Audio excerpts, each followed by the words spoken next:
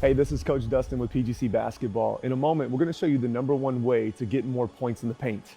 This is a game we call Combat One-on-One. Most players, when they get inside the painted area, tend to play a little rushed and out of control. We're going to try to play this game to show 3 things. When the great players get into the paint, they have the 3 Ps. They're poised, they're patient, and they have a plan. As you play this game and we explain the rules, most players, when they get close to the rim, they play a little sporadic, they make bad decisions. What we want to do is work on what's called your rim reads, which are the reads you make when you're that close to the basket. This is Combat One-on-One. First, let's talk about the setup of Combat One-on-One so you know how to play and how to win. Combat One-on-One starts like this. Offense, Ricky has the basketball. He's on the 3rd hash. Defense, Ron is anywhere in between the block and the 2nd hash. And then you notice the ball will start on the defense's shoulder. Once Ricky moves the ball from Ron's shoulder, we're live one-on-one. And here's what we want. We want the driver to get shoulder to shoulder or shoulder to hip, just like this. Because in games, when people drive to the basket, there are many times where the defender is on their shoulder or on their hip, and they need to do something to either get them off their side or keep the contact until they get into the paint. And so we're trying to get shoulder to shoulder, shoulder to hip, and then make reads in the paint.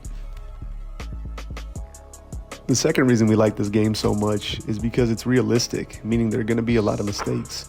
So you'll notice a ton of misses occur, and the miss is the teacher. So you're going against a longer, stronger defender. You're working on the decisions you need to make when you're that close to the rim.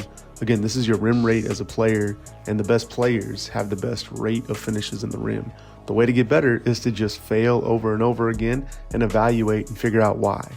For example, it's a great take here by Ricky, but going against a stronger, longer defender is a really good opportunity for him to use something like a rondo to make that defender jump. A rondo is a great move to have in your bag against stronger, more athletic defenders.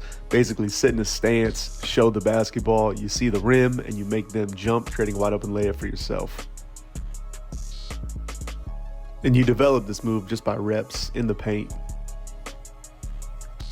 So here's how you improve your reads near the rim. Basically, 1, this is trying to signify the end of your drive. So at the end of your drive with that dribble, do everything you can to hit the defender combatively, trying to get them inside that charged circle. The deeper you can pin them in the circle, the more of an advantage you have. Again, it's not about being bigger or stronger, it's about hitting first towards the end of your drive.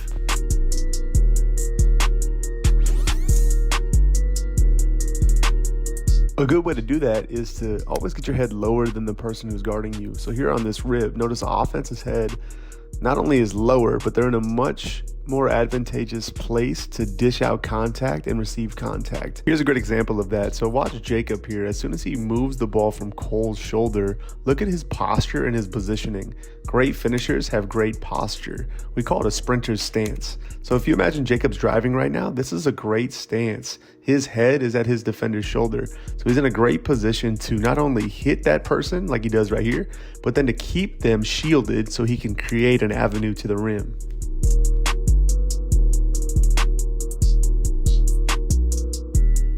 The next rim read is if the defense is getting aggressive and trying to take the ball from you. Really good time to use a spin move like this, where there isn't a lot of space. You dribble, drop, and close the gap, or you can use some sort of pro hop in tight spaces to manipulate the ball away from the hands. So again, if the defense is being aggressive and trying to either cut you off or get a steal, that's a great time to use this spin move, or you can use some sort of pro hop to change directions.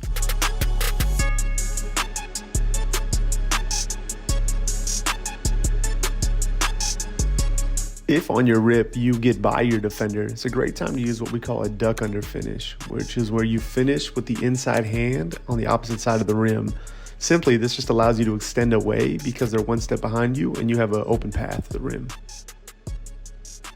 My favorite read is using some sort of shot fake near the rim. PGC would call it an air-em or air them to get them to leave their feet.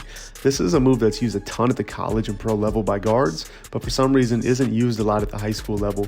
But just to punctuate your drive by using a shot fake at the end is a great way to get any shot blocker out of the way. So that's Combat One-on-One, a great near the basket game to work on your decisions near the rim and your choices to get more buckets. Play one-on-one until one player scores 5. Everything's worth 1 point. If you'd like to gain an unfair advantage over your competition and dominate in your upcoming season, you might be excited to join us in person at camp to discover the uncommon skills, habits, mindset, and leadership principles that can help you do just that. Take our free 1-minute test to find out if you qualify to attend. Go to pgctest.com or click the link in the description below.